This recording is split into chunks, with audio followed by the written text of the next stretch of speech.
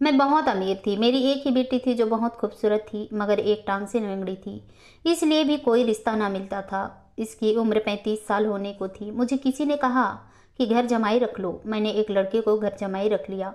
वह लड़का बहुत खुशमिजाज था, मगर बेटी की हालत दिन ब दिन बिगड़ती जा रही थी। दामाद ने कहा कि मौसम का असर है, मगर मैं बहुत परेशान थी। एक दिन मैं दामाद से छुपकर बेटी को अस्पताल ले गई। वहाँ डॉक्टर ने बताई कि मेरी बेटी को दामाद। मैं बहुत अमीर थी, लेकिन इस अमीरी का कोई फायदा नहीं था। मेरे पास खानदान में सिर्फ मेरी एक ही बेटी थी, जो मुझे बहुत प्यारी थी। वह दिखने में बहुत हसीन थी। इसकी उम्र 35 साल हो गई थी, लेकिन कहते हैं ना कि चांद में भी दाग होता है। ऐसे ही मेरी बेटी के अंदर भी एक नुक्स था।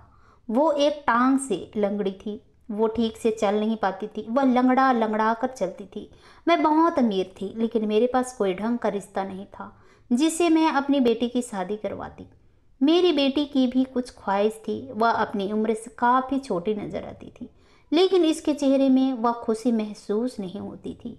इसकी आंखें उदासी नजर आती थी। मुझे यह सब देखकर बहुत अफसोस होता था, क्योंकि मैं अपनी बेटी के लिए कुछ नहीं कर सकती थी। यह धन दौलत मेरे लिए बिल्कुल बेकार था, क्योंकि जब इंसान को खुशी ही महसूस नहीं हो तो फिर ऐसी दौलत का हमें क्या करना। मैं यही बातें सोच सोच कर परेशान होती रहती थी। मेरी उम्र भी काफ़ी हो चुकी थी, जिसकी वजह से मेरी खुद की तबीयत भी अब ठीक नहीं रहती थी।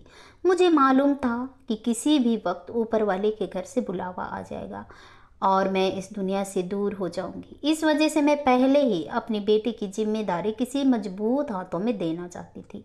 इन दिनों मेरी एक दोस्त जो मेरे बहुत करीब थी, वो मुझे अक्सर औका यह बात समझाया करती थी कि तुम अपनी बेटी की शादी किसी अच्छे घराने में कर दो, बस दहेज के नाम पर लड़के को खरीद लो। मैंने यह हथकंडे भी बहुत आजमाए थे, लेकिन हमारे हाथ ऐसा कुछ नहीं लगा था। लेकिन मेरी बेटी को पसंद तो बहुत करते थे। चेहरा देखते ही मेरी बेटी पर फिदा हो जाते थे। लेकिन जब इसके नुक्स के बारे में मालूम होता था तो फौरन ही पीछे हट जाते थे। यह बातें मेरे लिए बहुत परेशानी का कारण बनती जा रही थी। एक दिन मेरी दोस्त ने मुझे सलाह दिया, क्यों ना तुम अपनी बेटी के लिए घर जमाई रख लो। एक ऐसे लड़के को अपने घर में रख लो जो तुम्हारी बेटी की जिम्मेदारी बाखूबी निभाए, और लड़का ऐसा पसंद करो जो छोटे घराने से हो। जब तुम इसको यह ऑफर दोगी, घर कारोबार इसको ऑफर करोगी, यह गरीब घराने के लोग फौरन ही राजी हो जाते हैं। फिर यह लोग किसी नुक्स को नहीं देखते, और यह गरीब लोग बहुत वफादार होते हैं। तुम यकीन करो और अपनी बेटी का हाथ किसी गरीब लड़के के हाथ में दे दो।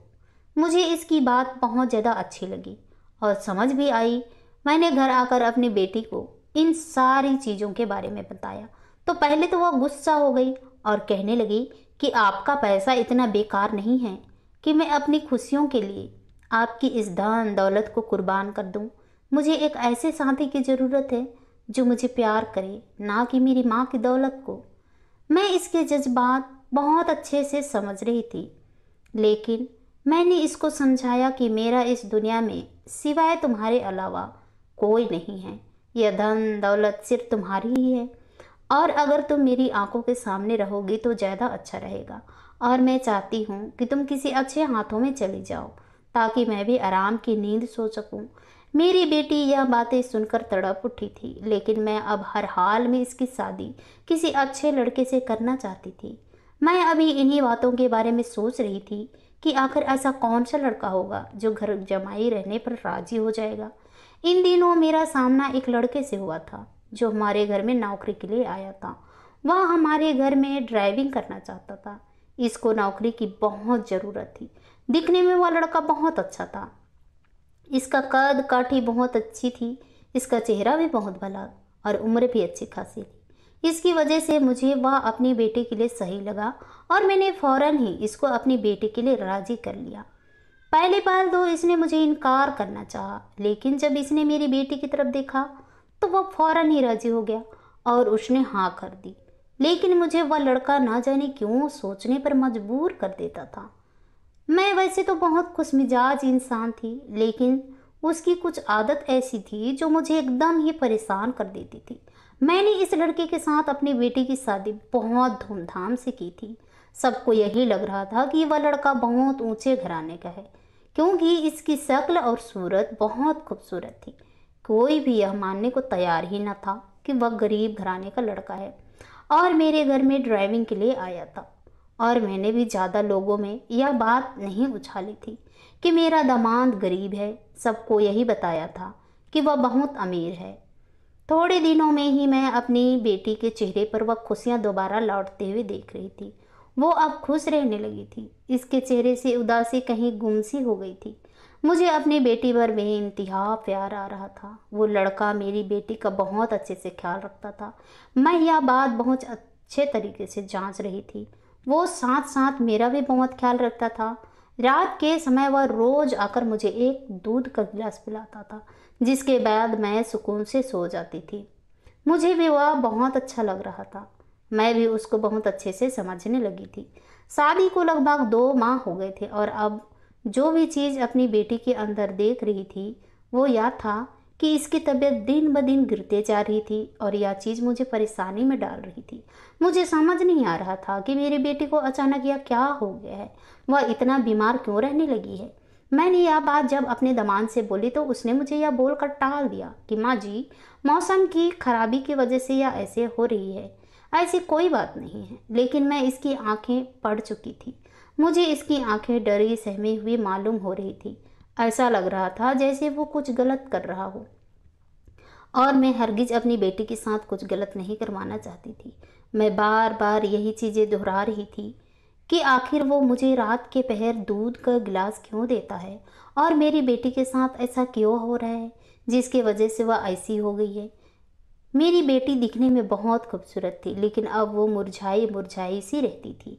शादी की शुरुआत में सब कुछ बेहतरीन लग रहा था, लेकिन शादी के कुछ माह बाद ही मुझे मेरी बेटी बहुत बीमार लग रही थी और यह चीज़ मुझे परेशानी में बहुत ज़्यादा डाल चुकी थी। मैं तो समझती थी कि शादी के बाद मेरी परेशानी ख़त्म हो जाएगी, लेकिन मैं नहीं जानती थी कि ये शादी के बाद ही मेरी परेशानी शुरू होगी। एक दिन मेरी बेटी की अचानक ही बहुत ज़्यादा तबीयत खराब होने लगी थी। मैंने घर में नौकरों के जरिए चेक करवा लिया था कि मेरा दामाद घर में तो नहीं है।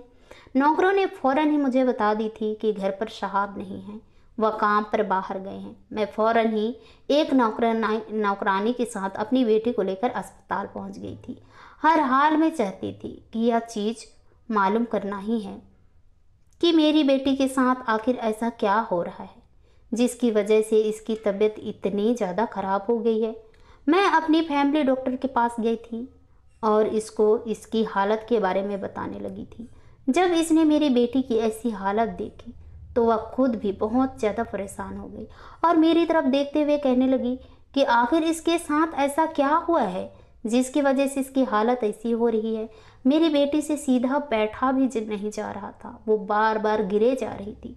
वो डॉक्टर इसकी खूबसूरती की बहुत तारीफ करती थी, इसलिए सभी इसको बहुत अच्छे से जानते थे और आज इसकी यह हालत देख के वो डॉक्टर भी काफ़ी परेशान हो गई थी। इसने फ़ौरन ही मुझे बाहर जाने के लिए बोला, क्योंकि वह अब मेरी बेटी का पूरा चेकअप करना चाहती थी, जो वो अकेले में ही कर सकती थी। मैं इनकी बात सुनकर मैं बाहर आकर बैठ गई। मेरे चेहरे पर भी नन्हे नन्हे पसीने के कतरे चमक रहे थे, क्योंकि मुझे समझ नहीं आ रहा था कि आज ऐसा क्या हुआ है जिसकी वजह से मेरी बेटी से बैठा भी नहीं जा रहा। बार बार मुझे मेरा दामाद याद आ रहा था, क्योंकि मैं इससे छुपकर अपनी बेटी को यहाँ लेकर आई थी। क्योंकि जब मैं अपनी बेटी को अस्पताल लाने के लिए बोलती थी तो मेरा दामाद मुझे टाल देता था और यही बोलता था कि मौसम की खराबी की वजह से ऐसा हो रहा है। लेकिन मुझे अब बहुत कुछ खराब होता हुआ नजर आ रहा था। मेरी बेटी की हालत ऐसी कभी नहीं हुई थी जैसे अब हो रही थी। थोड़ी देर बाद, तकरीबन आधे घंटे बाद, एक नर्स अंदर से बाहर आई और मुझे कमरे के अंदर बुलाया गया।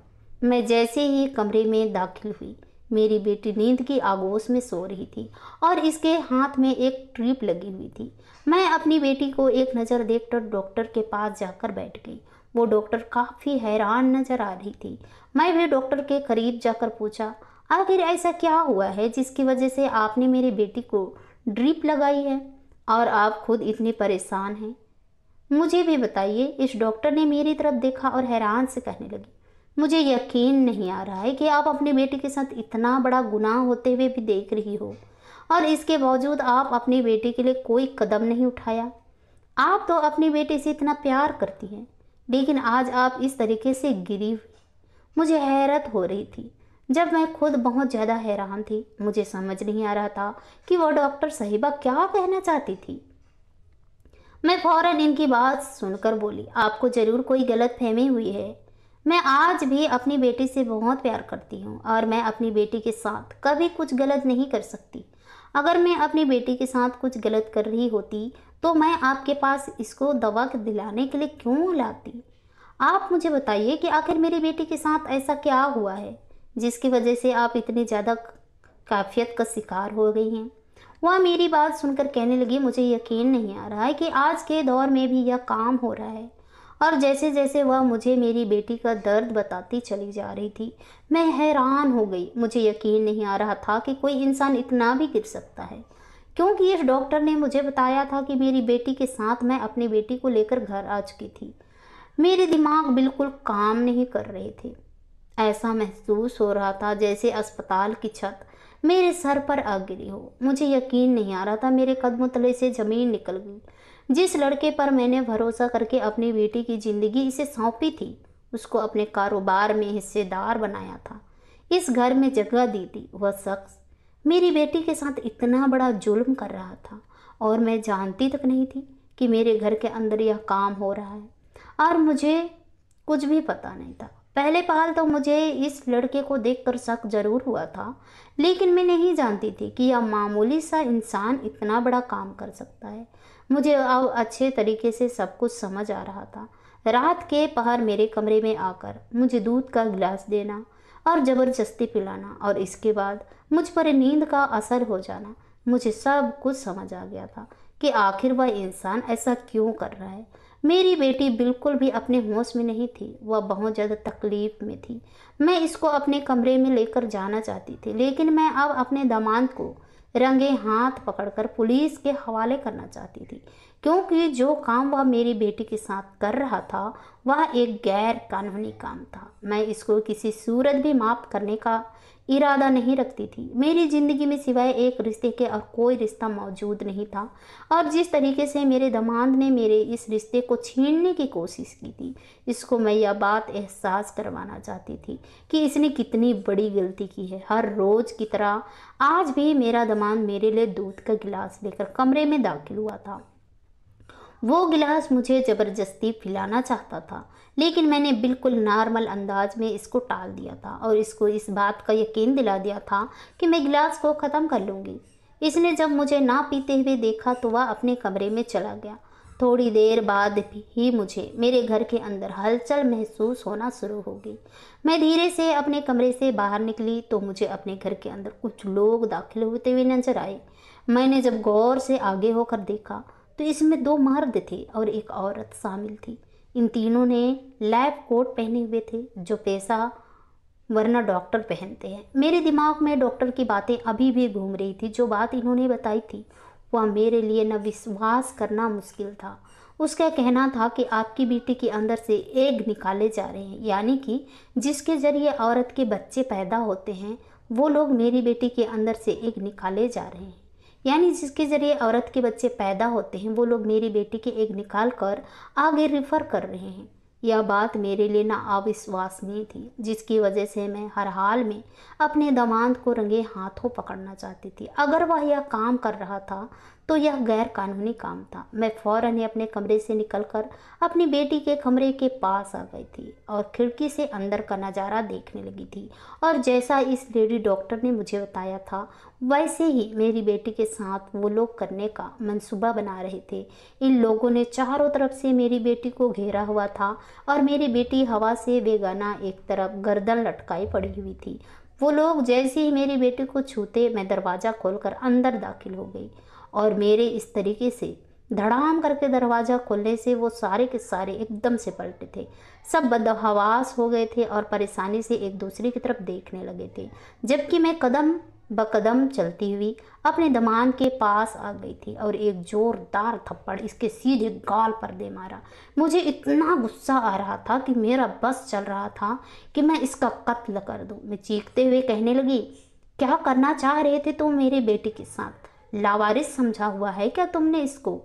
मेरी आवाज़ में इतना कड़कपन था कि मेरा दिमाग कांप कर रह गया था, जबकि वहाँ मौजूद वो दोनों मर्द और एक औरत जो यह काम खुद अपने हाथों से कर रही थी, वह भी डर से हम लोगों को देख रही थी। मैं अब अपने दामाद को छोड़कर इन तीनों की तरफ देखा और रोते हुए कहने लगी कि आखिर कौन हो तुम लोगों की हिम्मत कैसे हुई मेरे घर में दाखिल होने की और यह काम करते फिर रहे हो तुम लोग? जबकि वह लोग मुझे कुछ भी बोलने की बजाय जैसे ही कमरे से भागने लगे, इस पल ही हमारे घर के अंदर पुलिस की टीम दाखिल हो गई थी। मैं यहाँ आने से पहले सारे मंसूबे को बता चुकी थी। मैंने पहले ही पुलिस को सूचना दी थी कि मेरे घर में एक गैर कानूनी काम हो रहा है जिसका मुझे भनक तक नहीं है और यह काम बहुत धोखे के साथ किया जा रहा है। इस वक्त ही पुलिस ने मेरा साथ दिया और इस वक्त ही कमरे में दाखिल होकर इन चारों को गिरफ्त में ले लिया। जैसे ही इन लोगों को ले जाने लगे तो मैंने फौरन ही अपने दामाद से पूछा, जाने से पहले मुझे सारी सच्चाई बताओ कि तुम कौन हो और आखिर मेरी बेटी के साथ ऐसा जुल्म क्यों कर रहे हो? मेरी बेटी ने क्या बिगाड़ा है? वह कुछ भी नहीं बताना चाहता था। वह बार बार नहीं में सर हिला रहा था और वो मुझसे माफ़ी मांग रहा था कि वह आइंदा से इसके बाद ऐसी गलती नहीं करेगा, मुझे माफ़ कर दिया जाए। लेकिन मैं एक बार तो गलती कर चुकी थी, अब दोबारा नहीं करना चाहती थी। वह बार बार एक ही बात ही किया जा रहा था कि मुझे माफ़ कर दीजिए, वह दोबारा ऐसा नहीं करेगा। जब उसने जवाब नहीं दिया तो मैंने फ़ौरन ही पुलिस के हवाले उसको कर दिया और वह लोग इन लोगों को लेकर चले गए। मैं फ़ौरन ही अपनी बेटी की तरफ बढ़ी और इसको चेक करने लगी, कहीं इन लोगों ने मेरी बेटी के साथ कुछ गलत काम तो नहीं किया है। लेकिन ऊपर वाले का लाख शुक्र है कि मेरी बेटी इस बार किसी गलत होने से बच गई थी। मैंने फ़ौरन ही अपनी बेटी को अस्पताल पहुंचा दिया था और इसका इलाज बहुत अच्छे से होना शुरू हो गया।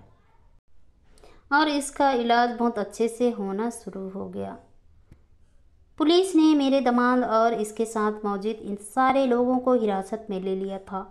इन लोगों का कहना था कि वो लोग एक गैंग के साथ यह काम करते हैं। मेरा दामाद पेशे के हिसाब से एक डॉक्टर था जो मेरे घर में मेरी पूरी जानकारी लेकर दाखिल हुआ था कि मुझे एक लड़के की ज़रूरत है जिसके साथ मैं अपनी बेटी की शादी करवाना चाहती हूँ। मैं इसके पहले दिन ही दिन देखकर अंदाज़ा लगा चुकी थी कि इतनी अच्छी शक्ल सूरत का मालिक गरीब नहीं हो सकता। वह बड़े पैमाने पर यह काम कर रहा था। वह बेबी ट्यूब बनाता था। वह ऐसी ही औरतों से शादी करता था और इसके अंदर से एक निकाल कर आगे रिफ़र करता था और इनसे अच्छी कीमत वसूल करते थे। जो औरतें मां नहीं बन सकती थी, इनकी दूसरी औरतों का एक देता था जिसके ज़रिए इनकी औलाद हो जाती थी। इस तरह वो लोग भी पकड़े गए थे। मुझे बहुत अफसोस हुआ कि मेरी एक लौती बेटी के साथ इतना बड़ा जुल्म हो रहा था और मुझे इन सब के बारे में भनक तक नहीं थी। मैंने इस गैंगवार को बहुत बुरी तरीके से सज़ा दिलवाई थी। इंसान को कभी भी किसी भी अजनबी के ऊपर भरोसा नहीं करना चाहिए। आशा करती हूँ दोस्तों आप लोगों को ये कहानी पसंद आई होगी। कहानी पसंद आई तो कहानी को लाइक कीजिए, शेयर कीजिए, कमेंट कीजिए और ऐसी ही कहानी सुनने के लिए प्लीज़ हमारे चैनल को सब्सक्राइब जरूर कीजिए। तो चलिए दोस्तों मिलते हैं नेक्स्ट किसी नई कहानी के साथ। तब तक के लिए बाय बाय, अपना ख्याल रखिए।